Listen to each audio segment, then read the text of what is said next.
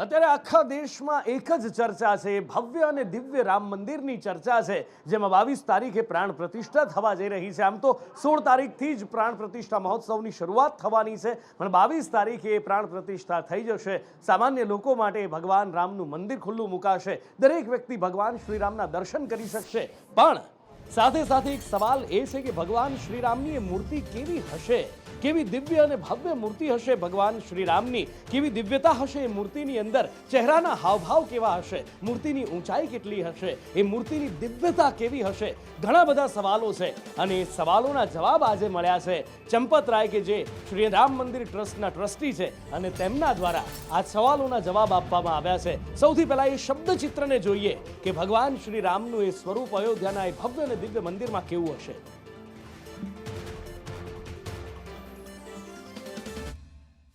5 वर्ष की आयु का राम, हमारे आपके घर में भी 5 वर्ष का बालक, कैसा लगता है?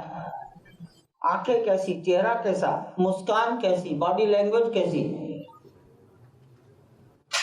ऐसी डिजाइन ड्राइंग तैयार की गई, मूर्तिकारों को दिया गया है। ऊंचाई तय की गई है,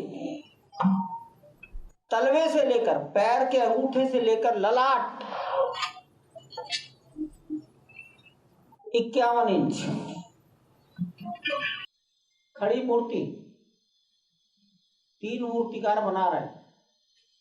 आगामी 1 हफ्ते में कौन सी मूर्ति सबसे अच्छी बन पाई, किस मूर्ति में डिवाइननेस और बाल सुलभ कोमलता सुकोमलता दोनों आई है, उसमें देवत्व भी होना चाहिए, डिवाइननेस, और उसमें 5 वर्ष के बालक का सुकोमल चेहरा भी होना चाहिए, उसका सिलेक्शन किया जाए। 6 કરોડ વર્ષ જૂની એ શિલાઓ જે નેપાળથી આવી છે, એ શાલિગ્રામની શિલાઓમાંથી ભગવાનની આ દિવ્ય મૂર્તિ રામલલાની બનવા જઈ રહી છે અને સદીઓનો ઇંતજાર ખતમ થવા જઈ રહ્યો છે, જ્યારે ભગવાન શ્રી રામ પોતાના નિજ મંદિરમાં બિરાજમાન થવા જઈ રહ્યા છે। ભવ્ય અને દિવ્ય રામ મંદિર બની રહ્યું છે અને એક ઇતિહાસ લખાવા જઈ રહ્યો છે। આમ કહો તો ઇતિહાસ પુનરાવર્તિત, ફરી એકવાર ઇતિહાસ જીવિત થવા જઈ રહ્યો છે અયોધ્યાની અંદર, કે જ્યાં ભગવાન શ્રી રામ જન્મ્યા, એ ભગવાન શ્રી રામના જન્મ સ્થળ ઉપર એ ભવ્ય દિવ્ય મંદિર અને એમાં ભગવાન રામની પ્રાણ પ્રતિષ્ઠા થવા જઈ રહી છે। પણ એ મંદિરનું સ્વરૂપ કેવું હશે, કઈ કઈ બારીકીઓને ધ્યાનમાં રાખી અને મંદિર બનાવવામાં આવ્યું છે, એ મંદિરની ખાસિયત શું છે, એ બધા જ વિશે સંદેશ ન્યૂઝે વાત કરી આ મંદિરનું સ્ટ્રક્ચર તૈયાર કરનાર સંજય સોમપુરા સાથે। શું કહે છે તેઓ આ મંદિરની ડિઝાઇન વિશે, હવે એ જુઓ। સૌથી પહેલાં તો હું કહું તો આ નાગર શૈલી કે જે નોર્થની અંદર પ્રચલિત શૈલી છે, નાગર શૈલી શિલ્પશાસ્ત્રની અંદર, એ શૈલીની અંદર બનેલું મંદિર છે। એમાં ઓક્ટાગોનલ શેપનું ગર્ભગૃહ કે જે વિશેષતઃ વિષ્ણુજીને સમર્પિત છે, જે શેપ, એ શેપની અંદર આખું ઓક્ટાગોનલ શેપનું ગર્ભગૃહ કરેલું છે કે જે બહુ જ ભારતવર્ષમાં બહુ જ ઓછા મંદિરો એ પ્રમાણે થયેલા છે, એટલે એક નવી વિશેષતા છે લોકો માટે। અને એનું શિખર પણ એ જ પ્રમાણે ઓક્ટાગોનલ શેપની અંદર ઉપર આપણે ડેવલપ કરેલું છે, એટલે એક એ નવી વિશેષતા, સૌથી મોટું તો એક અલગ, પ્લસ કદાચ ભારતવર્ષની અંદર સૌથી મોટું મંદિર આ જ હશે, કેમ કે આનાથી મોટું મંદિર બીજું કોઈ નહીં થઈ શકે, જે કે એરિયા વાઇઝ તમે કહી શકો। તમને રામાયણના જે ઓથેન્ટિક રામાયણના પ્રસંગોના 3 ડાયમેન્શનલ વિઝ્યુઅલ્સ મળશે લોકોને, કે લોકોને આજે જશે તો ખબર પડશે કે ખરેખરમાં વાલ્મીકી રામાયણમાં શું થયું હતું અને કેવી રીતનું પ્રિડિક્શન છે, કેવી રીતનું એ લોકોએ વાલ્મીકીજીએ લખેલું છે। કેમ કે એ જગ્યાએ પણ અમે લોકો અત્યારે નોર્મલ પેઇન્ટિંગ્સ નહીં પણ સ્પેશિયલી એ રાઇટઅપ પરથી પેઇન્ટિંગ્સ બનાવીને એ 3 ડાયમેન્શનલ આઇકોનોગ્રાફી ડેવલપ કરીએ છીએ। એટલે આ ભવ્ય અને દિવ્ય રામ મંદિર બનવા જઈ રહ્યું છે અને ભગવાન શ્રી રામનો આ એક ચિત્ર ભગવાન શ્રી રામનું જે સામે આવ્યું છે, આ બધા જ ચિત્રો પણ અંદર જોવા મળશે અને વાલ્મીકી રામાયણમાં શું વર્ણન કર્યું છે વાલ્મીકીજીએ અને કેવી રીતનું વર્ણન એ રામાયણનું છે એ પણ જોવા મળશે। ભગવાન બાળના રામ ભગવાનનું એ યુવા સ્વરૂપ છે, કિશોર સ્વરૂપ છે ને એની સાથે સાથે ત્યાંથી લઈ અને રામાયણ સુધીની દરેક વસ્તુ મંદિરમાં જોવા મળશે। અને આગળ વાત કરવી છે એક મોટી ચિંતા જે ફરી એકવાર ઉથલો મારી રહી છે, જેની યાદ આવતા જ કોઈ પણ વ્યક્તિ થર ધ્રુજી જાય, ફરી એકવાર ઘરની અંદર કેદ થયેલા એ દિવસો યાદ આવી જાય, ફરી એકવાર સ્મશાનમાં સળગતી ચિતાઓ યાદ આવી જાય, ફરી એકવાર હોસ્પિટલની દોડાદોડી યાદ આવી જાય. જી હા, વાત કરી રહ્યો છું કોરોના રિટર્ન્સની. શું કોરોના ફરી પાછો આવી રહ્યો છે? આ સવાલ એટલા માટે ઉઠી રહ્યા છે કારણ કે કોરોનાનો નવો વેરિયન્ટ જે ચાઇનામાંથી ઉદ્ભવ્યોનું કહેવાય છે એ જ JN1 વેરિયન્ટ ગુજરાતની અંદર પ્રવેશી ચૂક્યો છે. અત્યારે દેશની અંદર સૌથી વધારે કેસ ક્યાંય હોય તો એ ગુજરાતની અંદર છે. શું સ્થિતિ છે, એની સામે તંત્ર કેટલું તૈયાર છે, પ્રતીક પાસેથી જાણીએ. પ્રતીક. નુપુર, કોરોના વાયરસ પણ ચાઇનામાંથી ઉદ્ભવ્યો હતો અને તેનો નવો વેરિયન્ટ JN1 પણ ચાઇનામાંથી જ ઉદ્ભવ્યો છે, પરંતુ હવે ભારતની ચિંતા વધી રહી છે કારણ કે ભારતમાં આ JN1 વાયરસના જે કેસો છે તે બમણી ગતિથી વધી રહ્યા છે. હાલની જો વાત કરવામાં આવે તો ભારતભરમાં સૌથી વધુ કેસ ગુજરાતમાં જોવા મળી રહ્યા છે અને આ જ કારણથી ગુજરાતના આરોગ્ય વિભાગની ચિંતા પણ વધી છે કારણ કે ગુજરાતમાં સતત કેસોનું પ્રમાણ વધી રહ્યું છે. સાથે જ જો વાત કરવામાં આવે તો JN1 વાયરસથી જે સંક્રમિત દર્દીઓ છે તેમાં મોતના આંકડા પણ વધી રહ્યા છે. ગુજરાતના કેસોની જો વાત કરવામાં આવે તો હાલ ગુજરાતમાં કુલ 36 એક્ટિવ કેસો જોવા મળી રહ્યા છે, જે ભારતભરમાં સૌથી વધુ કેસો છે. આ સિવાય કર્ણાટકમાં 34 કેસ છે, ગોવાની વાત કરવામાં આવે તો ગોવામાં 14 કેસ છે, મહારાષ્ટ્રમાં 9 કેસ છે. સાથે જો વાત કરવામાં આવે તો અમદાવાદમાં 8 કેસ જોવા મળ્યા છે આ નવા વેરિયન્ટના. અને ગઈકાલે જ એક દર્દીનું આ નવા વેરિયન્ટથી સંક્રમિત દર્દીનું મોત થયું છે, જેના કારણે ચોક્કસથી આરોગ્ય વિભાગ સતર્ક બન્યું છે અને ઠેર ઠેર તેમના માટેના જે પ્રયાસો છે તે કરવામાં આવે છે. જે દર્દીઓ સંક્રમિત છે તેમને ક્વોરન્ટાઇન કરવામાં આવી રહ્યા છે, સાથે જે ગંભીર દર્દીઓ છે તેમને હોસ્પિટલમાં સારવાર આપવામાં આવી રહી છે. એટલે કહી શકાય કે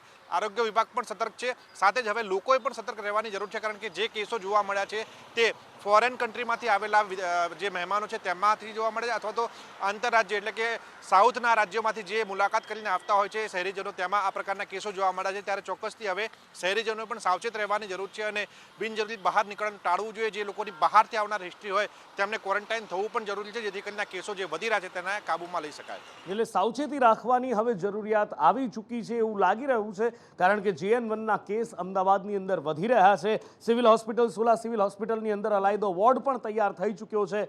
સાવધાની એકમાત્ર રસ્તો છે. એક જરાબ અમથી ગફલત મોટી ચિંતા ઊભી કરી શકે છે. ખેર, આગળ વાત કરવી છે કબૂતરબાજો પર કસાતા સકંજાની. આમ તો કબૂતરબાજીના અનેક કિસ્સા સામે આવી ચૂક્યા છે. કેટલાય લોકો એવા છે જે કબૂતરબાજોના ભોગ બની ચૂક્યા છે અને હવે CID ક્રાઇમે તપાસ તેજ કરી છે. સાથે જ 3 એજન્ટોને પણ ઝડપી પાડ્યા છે. આખરે જે તપાસ થઈ રહી છે એજન્ટોને ઝડપી પાડ્યા છે. શું સામે આવી રહી છે માહિતી, કેવા કેવા આ લોકોના કારનામા કબૂતરબાજોના સામે આવી રહ્યા છે, હિરેન પાસેથી જાણીએ. નકલી ડોક્યુમેન્ટના આધારે વિઝા આપી અને વિદેશ મોકલવાના કૌભાંડમાં CID ક્રાઇમે વધુ એક ફરિયાદ નોંધી છે. ગાંધીનગરના કુડાસણ વિસ્તારમાં આવેલી ફ્યુચર પ્લાનિંગ વિઝા કન્સલ્ટન્સીમાં ગઈકાલે રેડ કરવામાં આવી હતી અને આ રેડ બાદ પોલીસે ત્યાં કાર્યવાહી કરી છે, જેમાંથી laptop, hard disk, mobile, pen drive સહિત ડોક્યુમેન્ટ જપ્ત કરી FSLમાં મોકલી આપવામાં આવ્યા છે. 3 વ્યક્તિઓની ધરપકડ કરવામાં આવી છે, જેમાં અવકાશ ચૌધરી, સાહિલ પટેલ અને કૃણાલ વારિયા, આ 3 લોકો સામે ગુનો નોંધી તેમની ધરપકડ કરવામાં આવી છે. આ આરોપીઓ જે ડોક્યુમેન્ટના સાથે નકલી બેંકના સ્ટેટમેન્ટ બનાવતા હતા અને એ બેંકના સ્ટેટમેન્ટના આધારે વિદેશ મોકલવાનું કૌભાંડ આચરતા હતા. પોલીસે આમના વોટ્સઅપ ચેટની અંદરથી કેટલાક અલગ અલગ પ્રકારના ખોટા બેંકના સ્ટેટમેન્ટ છે કે જે બેંક સ્ટેટમેન્ટ ઓરિજિનલ સાથે મેચ ન થાય એ પ્રકારના ડોક્યુમેન્ટ પણ જપ્ત કર્યા છે. અમેરિકા, કેનેડા, UK, ઓસ્ટ્રેલિયા અને અલગ અલગ દેશોમાં વર્ક પરમિટ, સ્ટુડન્ટ વિઝા માટે આ ડોક્યુમેન્ટ ખોટા ઊભા કરી અને વિઝા આપતા હતા એ પ્રકારની ફરિયાદ CID ક્રાઇમે નોંધી છે. CID ક્રાઇમે 3 લોકોની ધરપકડ કરી અને તપાસ અત્યારે હાલ શરૂ કરી છે. અલગ અલગ 17 જગ્યાઓ પર જે રેડ થઈ હતી એ પૈકી અહીંયા પણ પોલીસે હવે ફરિયાદ નોંધી કાર્યવાહી શરૂ કરી છે. કેમેરામેન જયવીર સાથે હિરેન રાવલ, સંદેશ ન્યૂઝ, ગાંધીનગર. ડિસેમ્બર મહિનો અંત તરફ જઈ રહ્યો છે અને 31 ડિસેમ્બર આવી રહી છે, 31 ડિસેમ્બર અને 31 જાણે કે દારૂ પીવા માટે જ આવતી હોય અને દારૂ પી છાકટા બનવા માટે એવું લાગી રહ્યું છે. અને આ એમનેમ નથી કહી રહ્યો કારણ કે જે રીતે દારૂ પકડાઈ રહ્યો છે, જે દારૂ ઘુસેડાઈ રહ્યો છે અને દારૂની મહેફિલો માણતા નબીરાઓ પકડાઈ રહ્યા છે, પણ હવે તો અમદાવાદની અંદર હદ થઈ ગઈ કારણ કે દારૂના નશામાં છાકટા બની હવે લોકો ફાયરિંગ પણ કરતા થઈ ગયા છે, લોકોના જીવ પર જોખમ ઊભું કરતા થઈ ગયા છે. જિગ્નેશ પાસેથી જાણીએ. નુપુર બનાવ અમદાવાદના બોપલ વિસ્તારનો છે કે જ્યાં કાવિશા સેલિબ્રેશન નામની જે બિલ્ડિંગ છે તેમાં 5મા માળે આ બનાવ બન્યો હતો. કહી શકાય કે 6 મિત્રો દારૂની મહેફિલ માણવા ભેગા થયા હતા અને અચાનક તેમાંથી છાટકા બનેલા એક વ્યક્તિએ પોતાની પાસે રહેલા સ્ટાર્ટરમાંથી 7 રાઉન્ડ ફાયર કર્યા, પરંતુ તેની સાથે રહેલું અન્ય એક પિસ્ટલ કે જે લાયસન્સ વિનાનું હતું અને તે પણ લોડેડ હતું. જ્યારે પોલીસ ત્યાં પહોંચી ત્યારે 2 હથિયાર મળી આવ્યા, તેમાંથી એક હથિયારનું તેની પાસે લાયસન્સ ન હતું અને જે ફાયરિંગ કરવામાં આવ્યા હતા તે સ્ટાર્ટરમાંથી થયા હતા. જોકે ગંભીર વાત એ હતી કે પોલીસે જ્યારે ત્યાં પહોંચ્યા ત્યારે ત્યાં અંદાજિત કહી શકાય કે 24થી વધુ ટીન અને દારૂની બોટલો મળી આવી છે. કોઈપણ વ્યક્તિ પોતાના શરીર સ્થિતિનું ભાન રાખી શકે તેવી સ્થિતિમાં ન હતા અને જ્યારે પોલીસ તેમને પકડવા પહોંચી ત્યારે તેઓ એક માળ કૂદી અને નીચે પડી અને ત્યાંથી ભાગવાનો પ્રયાસ કર્યો હતો, જેમાં 2 વ્યક્તિઓને ઈજા પણ પહોંચી હતી. જોકે આખો કાંડ દારૂના નશામાં થયો હતો અને તેમાં ફાયરિંગ હવામાં થયું હતું, જેથી કોઈને ઈજા નથી પહોંચી. અને તે જ વાતને લઈ અને અત્યારે પોલીસે અલગ અલગ 2 ફરિયાદ નોંધી છે, જેમાં એક આર્મ્સ એક્ટ હેઠળ ગુનો નોંધાયો છે તો બીજો મહેફિલનો ગુનો નોંધાયો છે અને સાથે જ હથિયાર વિનાનું લાયસન્સ વિનાનું હથિયાર રાખવું તથા જે પરમિટનો દારૂ પીવામાં આવતો હતો તે ક્યાંથી લાવવામાં આવતો હતો, તમામ મામલે પોલીસે હવે વધુ તપાસ હાથ ધરી છે. બિલકુલ, પોલીસે તપાસ હાથ ધરી છે, પણ જોવાનું એ છે કે આ પાર્ટીઓ ઉપર લગામ કસી શકાય છે કે પછી 31 સુધી આમ ને આમ જ ચાલે રાખે છે, કોઈ પકડાય કોઈ ના પકડાય અને દારૂની નદીઓ વહેતી રહે. જોઈએ શું થાય છે. પણ આ બધા વચ્ચે લૂંટારાઓનો તરખાટ પણ ગુજરાતની અંદર વધતો દેખાઈ રહ્યો છે. સામાન્ય માણસ, મારા તમારા જેવા તો છોડો સાહેબ, હવે તો એવું લાગે છે કે ધારાસભ્યો પણ સુરક્ષિત નથી. ભૂતકાળમાં આપણે જોયું હતું પીસી બરંડાને એમના ઘરમાં બંધક બનાવી અને એમના ઘરના મહિલાઓને બંધક બનાવી લૂંટ ચલાવાઈ. હવે એક ધારાસભ્યના પેટ્રોલ પંપ ઉપર લૂંટ ચલાવવામાં આવી છે અને એ પણ સિકલીકર ગેંગ દ્વારા. કૃણાલ પાસેથી જાણીએ. કૃણાલ.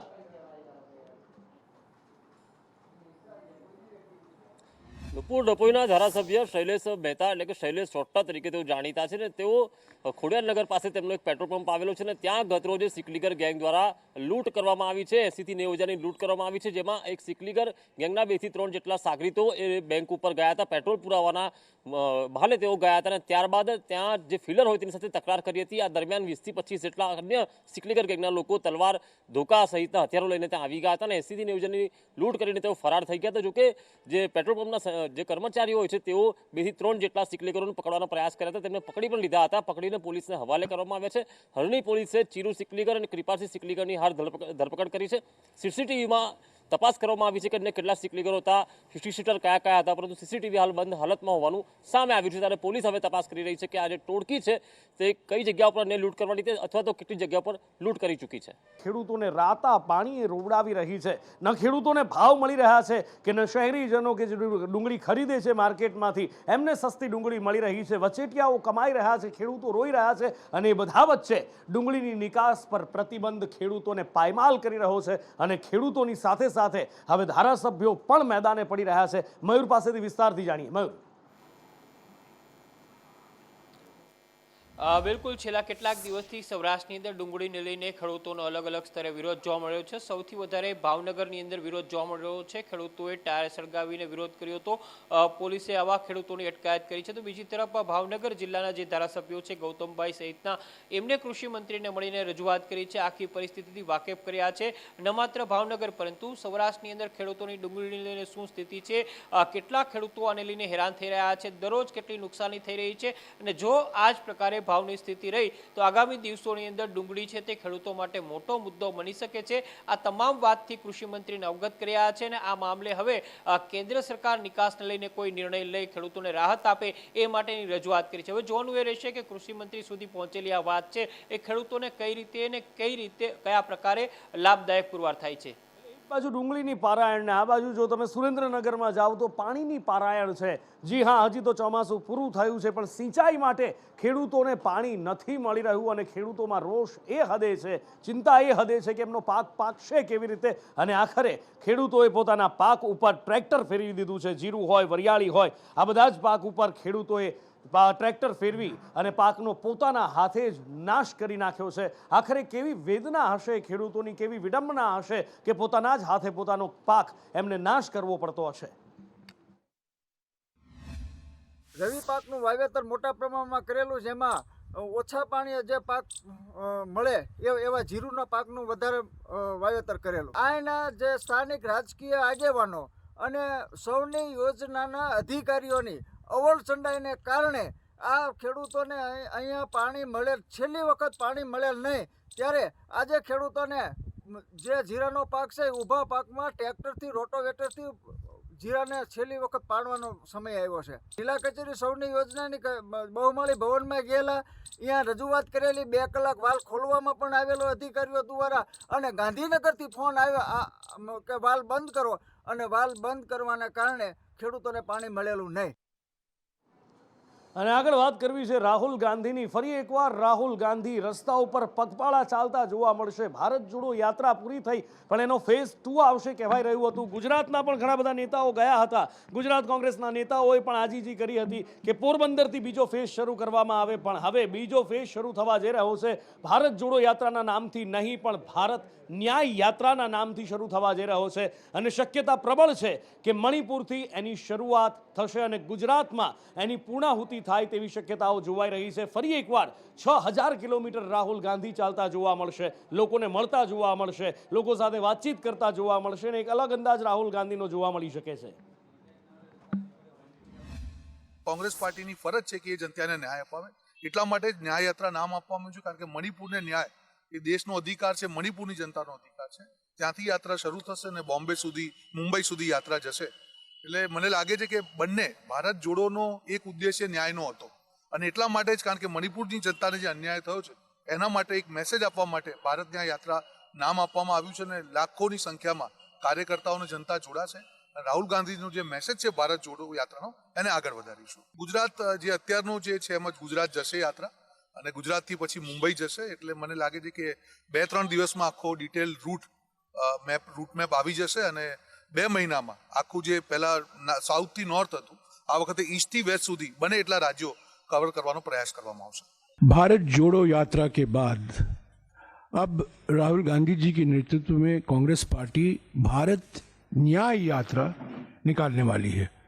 14 जनवरी से लेकर 20 मार्च तक 6200 किलोमीटर लंबी भारत न्याय यात्रा 14 राज्यों से गुजरेगी. અમદાવાદ શહેરની ફરતે સરદાર પટેલ રિંગ રોડ બનાવવામાં આવ્યો, જેથી કરીને ટ્રાફિક ખાલી શકાય, ઝડપી ટ્રાન્ઝિટ થઈ શકે. એમાં પણ જ્યારે ટ્રાફિક થવા માંડ્યો તો દરેક 4 રસ્તા પર બ્રિજ બનાવવા પડ્યા. દરેક 4 રસ્તા પર બ્રિજ બનાવાયા એ પછી પણ હજી પણ ટ્રાફિકની સમસ્યા ઠેરની ઠેર છે, અને હવે એક નવો રસ્તો કાઢવામાં આવ્યો છે. શું છે ધવલ પાસેથી જાણીએ. જીનુપુર વિકાસની દિશા આગળ વધી રહી છે, ત્યારે અમદાવાદના એસપી રિંગ રોડને, જે 76 કિલોમીટર લાંબો એસપી રિંગ રોડ છે, એ 6 લેનમાં બનાવવા માટે વિચારણા કરવામાં આવી છે. ઓડાએ વિચારણા પણ કરી લીધી છે, ને ટૂંક સમયની અંદર જેનો રિંગ રોડની ફિઝિબિલિટી રિપોર્ટ પણ તૈયાર કરવામાં આવશે. ફિઝિબિલિટી રિપોર્ટ તૈયાર કરવા માટે 3 માસનો સમય આપવામાં આવ્યો છે, કે આવનાર સમયમાં જે એસપી રિંગ રોડ પર હાલ જે ટ્રાફિક થઈ રહ્યો છે, ઓવરબ્રિજ બન્યા પછી પણ એ ટ્રાફિકને ખાળવા માટે 6 લેન એસપી રિંગ રોડ બની શકે છે. જી, અને આગળ વાત કરવી છે માં વૈષ્ણો દેવીના દરબારની, કે જ્યાં ભક્તોનું ઘોડાપૂર ઉમટી રહ્યું છે. આખરે શું કારણ છે કે મોટી સંખ્યામાં ભક્તો માના દરબારમાં જઈ રહ્યા છે, અને કેવો ભક્તિમય માહોલ? વિકાસ પાસેથી જાણીએ. બિલકુલ, કટરાના પહાડો પર આવેલું આ મંદિર કે જે છેલ્લા 10 વર્ષનો જે રેકોર્ડ છે તે તૂટી ગયો છે. છેલ્લે વર્ષ 2012માં 1 કરોડ કરતાં પણ વધારે શ્રદ્ધાળુઓ અહીંયા પહોંચ્યા હતા, અને હવે 2023ના જે આંકડા આવ્યા છે તેમાં 93.50 લાખ કરતાં પણ જે વધારે શ્રદ્ધાળુ છે તે અત્યારે મા વૈષ્ણો દેવીના દર્શનાર્થે પહોંચી રહ્યા છે. જે મંદિર સમિતિના અધિકારી છે તેમના તરફથી જે આંકડા સામે આવ્યા તેમાં કહેવાય રહ્યું છે કે દરરોજ 37,000 કરતાં પણ વધારે લોકો મા વૈષ્ણો દેવીના દર્શન કરી રહ્યા છે, અને આંકડો 2-3 દિવસમાં 50,000ને પાર પહોંચે તેવી પણ શક્યતા છે. અને ભક્તોનો ધસારો એટલા માટે વધી રહ્યો છે કારણ કે સુવિધા સારી એવી થઈ રહી છે. સ્કાયવોક ત્યાં તૈયાર થયો છે, જે ટ્રેનની સુવિધા છે તે પણ સારી થઈ છે. દિલ્હીથી સીધી જ વૈષ્ણો દેવીની ટ્રેન શરૂ થઈ છે, અને ખાસ કરી ત્યાંના જે શ્રદ્ધાળુઓ આવે છે તેમને કોઈ પણ પ્રકારની તકલીફ ન પડે તેના કારણે આ આયોજનને પગલે હાલ ભક્તોની સંખ્યા વધી રહી છે. બિલકુલ, ભક્તોની સંખ્યા વધી રહી છે, અને બીજી બાજુ ઠંડીનો પ્રકોપ પણ વધી રહ્યો છે, પણ ત્યાં ભક્તોને કોઈ જ તકલીફ નથી. માના આશીર્વાદથી, શ્રાવાલીના આશીર્વાદથી દર્શન કરવા પહોંચી રહ્યા છે. પણ હા, મેદાની રાજ્યોની અંદર એ પહાડી પ્રદેશમાં વરસતા વરસાદની અસર અને બરફ વર્ષાની અસર દેખાઈ રહી છે. તાપમાનનો પારો ગગડી રહ્યો છે. આવનાર દિવસો માટે શું કહે છે હવામાન વિભાગ? કેવો રહેશે ઠંડીનો પ્રકોપ? જાણીએ સહયોગી સંવાદદાતા આશુતોષ પાસેથી. જીનુપુર, હવે ઠંડી ધીરે ધીરે વધી રહી છે, અને હવામાન વિભાગે આગાહી કરી છે કે રાજ્યમાં આગામી 5 દિવસ સુધી ઠંડી જે છે તે જોર પકડશે અને તાપમાન જે છે તે 2 થી 3 ડિગ્રી સુધી ઘટી શકે છે અને વહેલી સવારે કહી શકાય કે ધુમ્મસભર્યું વાતાવરણ જે છે તે પણ રહેવાનું છે અને ખાસ કરીને અમદાવાદનું તાપમાન જે છે તે પણ 16 થી 17 ડિગ્રીની આસપાસ રહી શકે છે.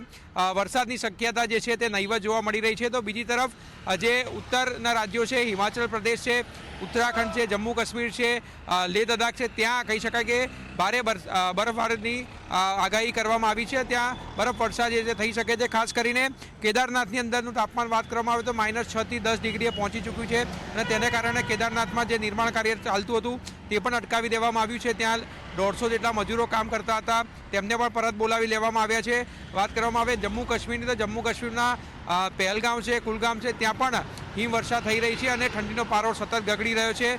લદ્દાખની વાત કરવામાં આવે તો લદ્દાખનું તાપમાન જે છે તે પણ -20 ડિગ્રીએ પહોંચી ચૂક્યું છે અને ખાસ કરીને જોવા જાય તો સમગ્ર ઉત્તર ભારત જે છે તે હવે ઠંડીમાં ઠૂંઠવાઈ રહ્યું છે. જી, શિયાળાની શરૂઆત થતાની સાથે જ અમદાવાદમાં મોસમ શરૂ થાય છે. અલગ અલગ ફેસ્ટિવલની કાંકરિયા કાર્નિવલ ચાલી રહ્યો છે અને હવે રાહ જોવાઈ રહી છે એ છે ફ્લાવર શોની. અને જે દ્રશ્યો અત્યારે તમે ટીવી સ્ક્રીન ઉપર જોઈ રહ્યા છો એ ફ્લાવર શોની તૈયારીને આખરી ઓપ અપાઈ ચૂક્યો છે. બધી જ તૈયારીઓ થઈ ચૂકી છે. સંસદ ભવનનું સ્કલ્પચર હોય કે સ્ટેચ્યુ ઓફ યુનિટીની પ્રતિકૃતિ હોય, એ બધું જ છે. આ વખતે જ્યારે ફ્લાવર શોની અંદર 3 દિવસ પછી ખુલ્લો મુકાશે અને તમે જશો તો શું જોવા મળશે એ જયંતિ પાસેથી જાણીએ. જેની આતુરતાથી રાહ જોવાઈ રહી છે તે ફ્લાવર શો હવે માત્ર 3 દિવસ બાદ શરૂ થવાનું છે. એટલે કે 30 ડિસેમ્બરથી ફ્લાવર શો શરૂ થવાનું છે. તેના પહેલાં અત્યારે ફ્લાવર શોમાં જે દિલ્હી ખાતે નવી સંસદ ભવન બની છે તેને તૈયાર કરવામાં આવી રહી છે. સંસદ ભવનનું જે સ્કલ્પચર છે તે અહીંયા તૈયાર થઈ રહ્યું છે. સરદાર પટેલનું સ્કલ્પચર તૈયાર થઈ રહ્યું છે, એટલે કે સ્ટેચ્યુ ઓફ યુનિટીનું સ્કલ્પચર તૈયાર થયું છે. તે ઉપરાંત કહી શકાય કે દેશ અને ગુજરાતના જે જાણીતા સ્થળો છે તે તમામના 33 કરતાં વધુ સ્કલ્પચર છે તે પૂરજોશમાં અત્યારે તૈયાર કરવાનું ચાલુ છે. લગભગ 150 કરતાં વધુ પ્રજાતિના જે ફૂલ છે તે 7 લાખ કરતાં વધુ મંગાવવામાં આવ્યા છે ને તે તમામ અમદાવાદ ખાતે આવી ચૂક્યા છે. ગુજરાત ઉપરાંત અલગ અલગ રાજ્યોમાંથી આ તમામ ફૂલો છે તે મંગાવવામાં આવ્યા છે અને અત્યારે પૂરજોશમાં કહી શકાય કે સ્કલ્પચર હોય અથવા તો અન્ય જે એક્ટિવિટી હોય તે ચાલી રહી છે. 30 ડિસેમ્બરના દિવસે અમદાવાદીઓ માટે ફ્લાવર શો છે તે ખુલ્લું મૂકવામાં આવશે. કેમેરામેન મનીષ વાણિયા સાથે જયંતિ ચૌધરી, સંદેશ ન્યૂઝ, અમદાવાદ.